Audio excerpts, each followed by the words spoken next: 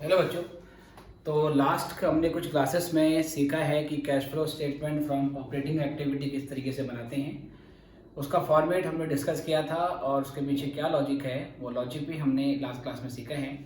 और अब इस क्लास में हम क्या करेंगे कि ऑपरेटिंग एक्टिविटी के ऊपर एक क्वेश्चन कर रहे हैं, जिससे आपको मालूम चल जाए कि इनडायरेक्ट मेथड से हम cash flow statement from operating activity किस तरीके से बनाते हैं। ठीक है, एक एग्जाम्पल मैंने पहले से यहाँ पे लिख लिया है, आप लोग वीडियो को पॉज करके इसको आराम से पहले नोट कर लेना और फिर सॉल्यूशन वाले पार्ट पे आना। एक बार पूरा क्वेश्चन मैं यहाँ पे देख लेता हूँ। आपको कैश फ्लो स्टेटमेंट बनाना है फ्रॉम ऑपरेटिंग एक्टिविटी, ठीक है, और एक किसके लिए बनाना है sir? For the year ended. जो ईयर एंडेड है सर वो है 31 मार्च 2020।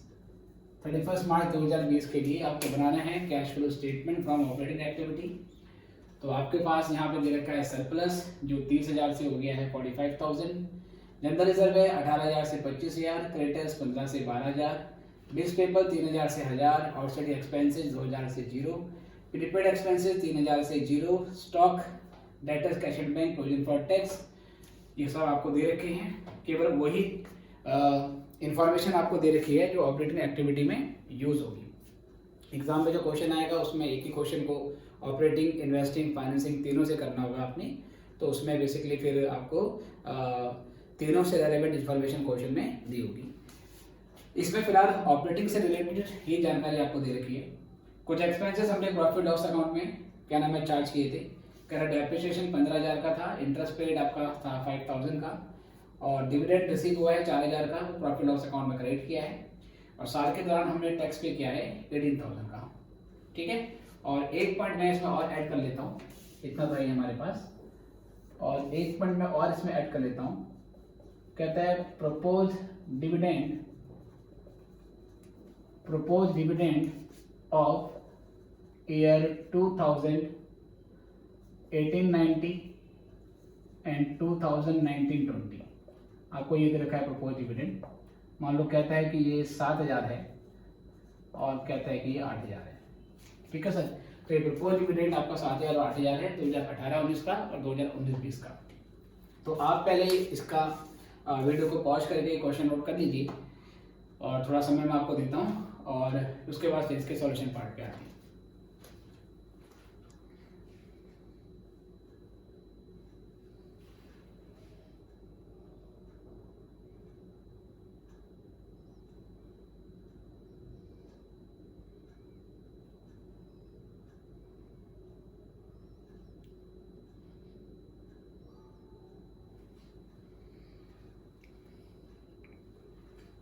चलिए बेटा, आई गेस आपने नोट कर लिया होगा वीडियो को पॉज करके, और अब यहाँ से हम आगे बढ़ते हैं, इसके सॉल्यूशन पार्ट पे आते हैं। ठीक है, तो चलिए मैं यहाँ बनाता हूँ कैश फ्लो स्टेटमेंट ऑफ, अब जो भी कंपनी है उसका नाम आ जाएगा, फॉर द ईयर एंडेड। हमारा ईयर एंडेड है इसमें 31/3/2020, और फिर यहाँ पे पर्टिकुलर्स, और फिर ये हमारे पास amount, particulars and amount. Cash flow statement जिसमें कंपनी का नाम है फॉर द एंडेड ऑन 31/3/2020। तो सबसे पहले आपको इसमें क्या चाहिए होता है सर?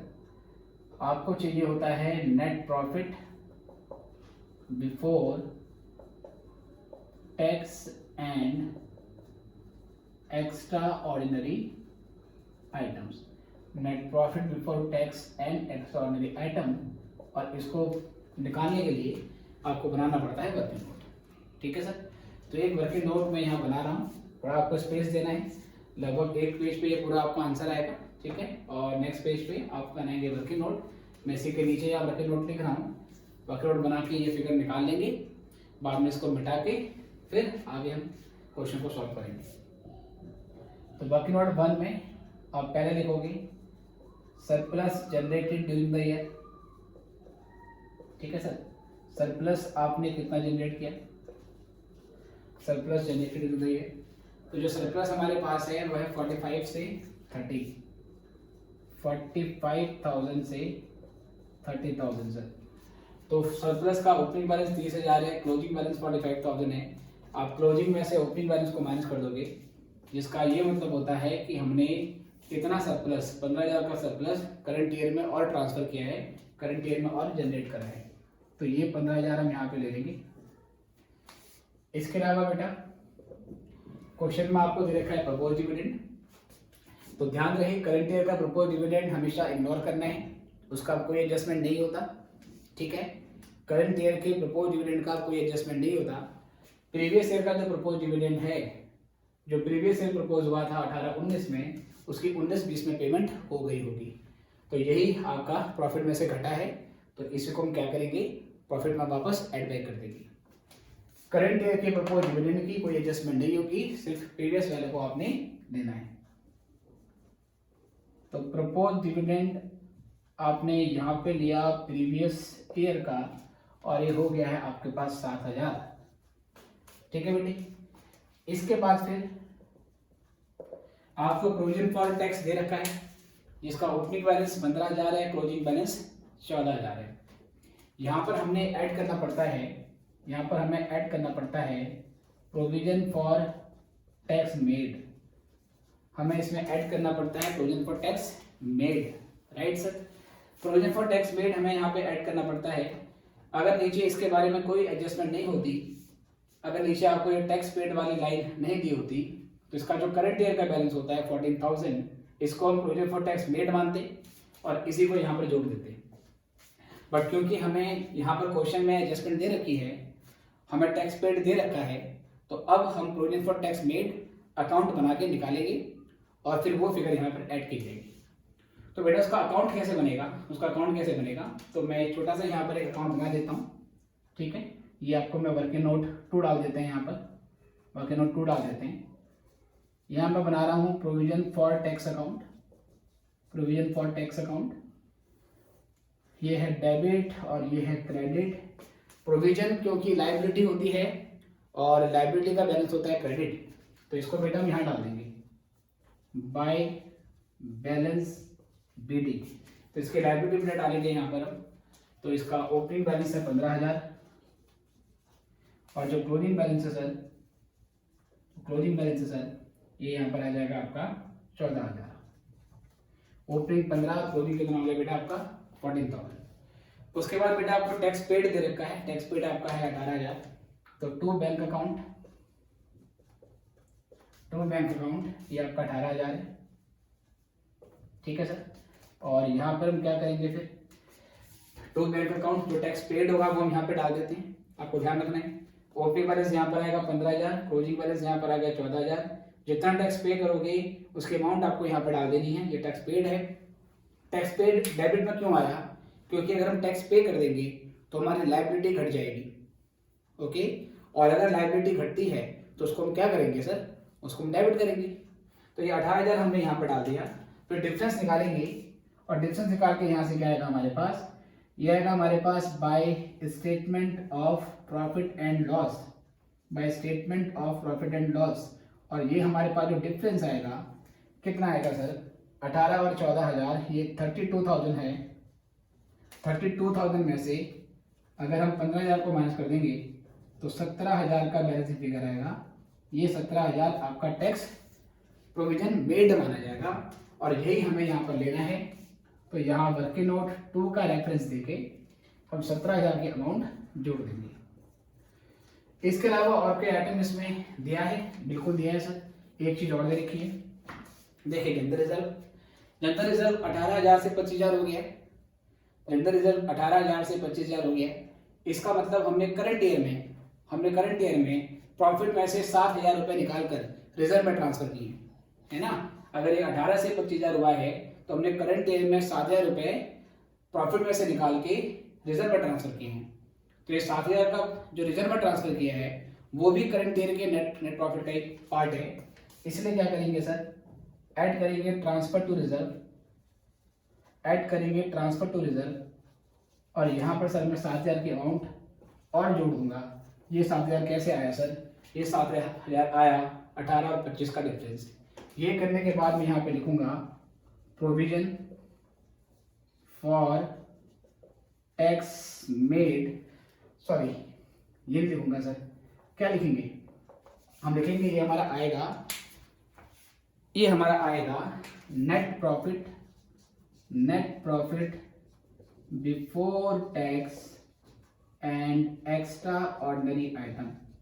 ये आ गया net profit before tax and extra ordinary item.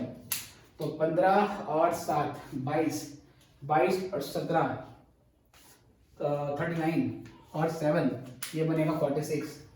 तो 46,000 की अमाउंट आपने यहाँ डालनी पड़ेगी, ये अमाउंट आपको यहाँ डालनी पड़ेगी। और ये 46,000 अब हम यहाँ पर लिख देंगे, वर्किंग नोट 1 में लिख देंगे। ठीक है जी, इसको बिल्कुल ध्यान से देखना है आपने, इसको नोट कर लीजिए, फिर मैं इसको मिटा दूंगा और फिर आगे क्वेश्चन कंटिन्यू करूँगा।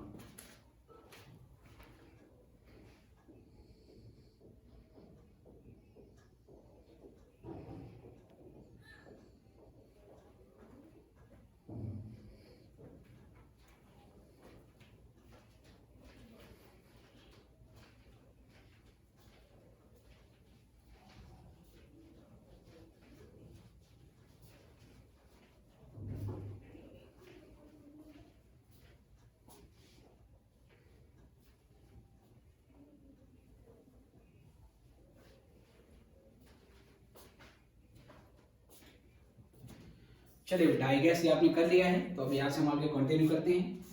और अब ये होने के बाद फिर आप देखोगे आइटम्स टू बी एडेड, कुछ आइटम्स में आपने ऐड करने हैं। या तो लिखोगे आइटम्स टू बी एडेड, या लिखना है non cash and non operating items, और उसको आप ऐड करोगे। कुछ ऐसे आइटम होते हैं जो प्रॉफिट एंड लॉस अकाउंट में डेबिट हुए होते हैं, लेकिन वो आइटम या तो नॉन कैश होते हैं। नॉन कैश का मतलब होता है उन आइटम्स के डेबिट होने से नेट प्रॉफिट तो घटता है बट कैश नहीं जाता। या वो आइटम नॉन ऑपरेटिंग होते हैं। नॉन ऑपरेटिंग का मतलब होता है कि उन आइटम के डेबिट होने से प्रॉफिट घटता है, कैश भी घटता है, बट वो ऑपरेटिंग नेचर के नहीं होते।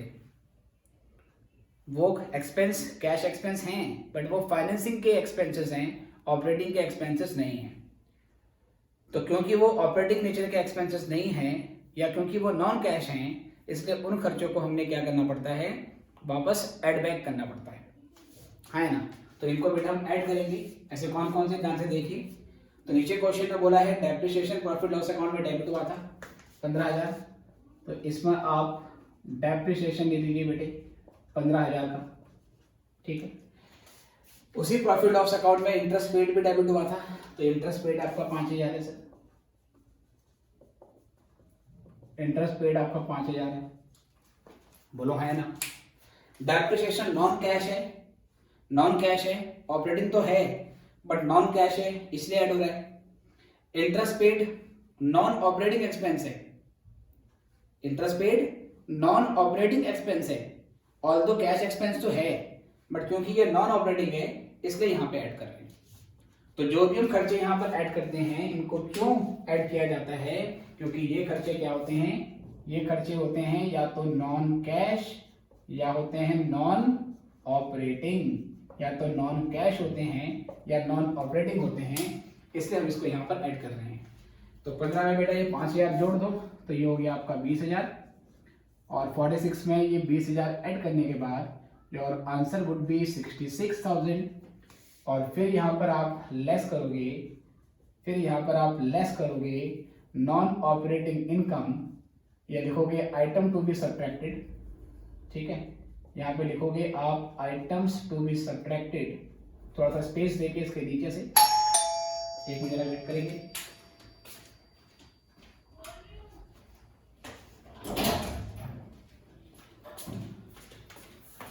तो यहाँ लिखेंगे हम लेस नहीं, यहाँ लिखेंगे हम आइटम्स टू बी सब्ट्रैक्टेड। ये बेसिकली यहाँ पर हम नॉन ऑपरेटिंग इनकम माइनस करेंगे। ऐसी कोई भी इनकम जो प्रॉफिट एंड लॉस अकाउंट में क्रेडिट हुई है बट वो ऑपरेटिंग नेचर की नहीं है, तो उसको भी बेटा हम यहाँ पर माइनस करते हैं। तो बेटा इसमें क्या लेस करेंगे, नॉन ऑपरेटिंग इनकम है। नीचे क्वेश्चन में कहता है कि 4,000 रुपये का डिविडेंड रिसीव हुआ था और 4,000 रुपये का डिविडेंड आपने प्रॉफिट लॉस अकाउंट की क्रेडिट साइड में डाला था। तो बेटा ये डिविडेंड रिसीव होना इन्वेस्टिंग नेचर की इनकम मानी जाती है। डिविडेंड रिसीव होना इन्वेस्टिंग नेचर की इनकम मानी जाती है। इसके बजाय 4000 रुपये हम कहाँ डालेंगे, प्रॉफिट लॉस अकाउंट की क्रेडिट साइड में डालेंगे। सॉरी, प्रॉफिट लॉस की क्रेडिट साइड में तो ऑलरेडी डला हुआ था, बट उसने नेट प्रॉफिट को बढ़ा दिया होगा, उसने कैश को भी बढ़ा दिया होगा, बट डिविडेंड की इनकम ऑपरेटिंग इनकम नहीं होती, इसलिए इसके इफेक्ट को एलिमिनेट करने के लिए माइनस करना पड़ रहा है। तो ये 4000 हम यहाँ डाल देंगे, ये 4000 यहाँ डाल देंगे, और 66 में से 4 माइनस करने के बाद 62,000 का अमाउंट हमारे पास आ जाएगा। और जैसे ही हम सारे के सारे नॉन ऑपरेटिंग एक्सपेंस और इनकम को एलिमिनेट करते हैं, तो यहाँ से हमारे पास आता है net cash operating profit, net cash operating profit before change in working capital. ये आपका आ गया net cash operating profit before change in working capital. इसके बाद यहाँ पे अगला सेक्शन आता है add, decrease in current assets, और फिर उसके बाद increase in current liability, decrease in current assets और इंक्रीज इन करंट लायबिलिटी। ठीक है जी। तो अब हम बैलेंस शीट में करंट असेट्स और करंट लायबिलिटी के आइटम को हम एनालाइज करेंगे, और वहाँ से हमें मालूम चलेगा कि हमारे करंट असेट्स में, करंट लायबिलिटी में, और आइशो से वर्किंग कैपिटल में क्या चेंज होना। तो देखें सर, हमारे जो बेटा क्रेडिटर्स हैं ये 15 से 12 हो गए, क्रेडिटर्स 15 से 12 हो गए, तो हमारी करंट लायबिलिटी यहाँ पर डिक्रीज हो रही है, बट हमें क्या चाहिए बेटा अभी, इंक्रीज, तो इसको छोड़ दो अभी। बिल्स पेपर भी आपके 3000 से 1000 हो गए, ये भी डिक्रीज हो रहे हैं, इसको भी छोड़ दो, नहीं लेंगे, करंट लायबिलिटी होती है। आउटस्टैंडिंग एक्सपेंसेस की करंट लायबिलिटी है सर, ये 2000 से 0 हो रही है, ये भी घट रही है, इसको भी छोड़ दो अभी। स्टॉक आपका 18000 से 20000 हो रहा है, स्टॉक करंट असेट है, बढ़ रहा है, तो सर हमें डिक्रीज चाहिए अभी करंट असेट का, नहीं लेंगे। डेटर्स 35000 से 22000 हो गया है, हाँ तो डेटर्स करंट असेट है, डिक्रीज हुआ है, तो यहाँ पर केवल एक ही आइटम आएगा, और वो है डेटर्स। और डेटर्स की जो फिगर है हमारे पास 35 से 22,000, तो ये 13,000 का चेंज आ गया। और यहाँ पर लेस करेंगे हम इंक्रीज इन करंट असेट्स और डिक्रीज इन करंट लायबिलिटी। अब इसमें बाकी आइटम ले लो बेटा, जो छोड़ दिए थे। क्रेडिटर्स 15 से 12 हो गया, तो क्रेडिटर्स में 3000 का यहाँ पर चेंज है। बिल्स पेपर 3000 से 1000, 2000 का चेंज है, ठीक है, ये बिल्स पेपर है। और आउटस्टैंडिंग एक्सपेंसेस 2000 से 0 हो गए, आउटस्टैंडिंग एक्सपेंसेस आपके 2000 से 0 हो गए, तो 2000। प्रीपेड एक्सपेंस बेटा करंट असेट है, ये भी तो डिक्रीज हुआ था, तो ये भी ऐड में ही आना चाहिए। प्रीपेड एक्सपेंस भी ऐड ही होना चाहिए, क्योंकि प्रीपेड एक्सपेंस करंट असेट है, ये 3000 से 0 हो गई है, घट गई है, तो ये 3000 भी मैं यहाँ पर ऐड वाले पोर्शन में ले लेता हूँ। स्टॉक करंट असेट है, बढ़ गई है, तो इंक्रीज ऑफ करंट असेट ये इधर आएगा 18 से 20, मतलब कि 2000, ठीक है। और उसके बाद फिर बेटा हमारे पास डाटा ले लिया। कैश भी करंट असेट होती है, लेकिन कैश को हम यहाँ इंक्लूड नहीं करते हैं। कैश इन हैंड का, कैश एंड बैंक का काम operating activity, investing activity, financing activity तीनों होने के बाद आता है। तो आपने कैश को अभी नहीं लेना है, क्योंकि कैश के ओपनिंग और क्लोजिंग बैलेंस को हम यहाँ पर रिकंसाइल कर रहे हैं, तो वो रिकंसिलेशन तीनों एक्टिविटी खत्म होने के बाद की जाती है। चलिए सर, तो ये हो गया आपका 13 और 3 16,000 आपके प्लस के आइटम है। अब चाहो तो उसको इस तरीके से बाहर भी लिख सकते हो कि 16 प्लस हो गया, तो ये आपका हो गया 78,000। फिर ये माइनस वाले आपके 3 2 5 और 2 7 और 2 9, 2 4 6 9, 9000 आपका नेगेटिव हो गया, तो 78 में से 9 माइनस कर दो जी, तो ये आएगा आपके पास 69,000 सर। इसको बोलेंगे हम कैश जनरेटेड फ्रॉम ऑपरेशन। ये हमारा कैश जनरेटेड फ्रॉम ऑपरेशन आएगा। इसमें से हम लेस कर देंगे, टैक्स पेड बेटा आपको माइनस करना पड़ेगा। टैक्स पेड क्वेश्चन में आपको दे रखा है 18,000, 69 में से आपको भी माइनस कर दोगे, और ये करने के बाद हमारा फाइनल आंसर आएगा net cash flow from operating activity, ये net cash flow from operating activity आ गया। तो 69,000 में से ये 18,000 लेस करने के बाद what will be the answer? 9 में से आ गया 1 और 1 5, 51,000 की अमाउंट आपके पास आ गई और ये हमारा फाइनल आंसर है। ठीक है, तो ऑपरेटिंग एक्टिविटी अगर इनडायरेक्ट मेथड से करना हो, ये हमने किया बेटा कौन से मेथड से? इनडायरेक्ट मेथड से, है ना, यहाँ मैं लिख देता हूँ, ये इनडायरेक्ट मेथड से हमने सॉल्व किया है। इनडायरेक्ट मेथड से अगर ऑपरेटिंग एक्टिविटी सॉल्व करनी है तो उसको इस तरीके से हमने सॉल्व करना होता है, और अगर ऑपरेटिंग एक्टिविटी को डायरेक्ट मेथड से करना हो तो उसका फॉर्मेट चेंज होता है, और वो कैसे चेंज होगा वो लोग आने वाली क्लास में सीखेंगे। ठीक है बेटे, तो आई गेस ऑपरेटिंग एक्टिविटी का ये एक क्वेश्चन काफ़ी है।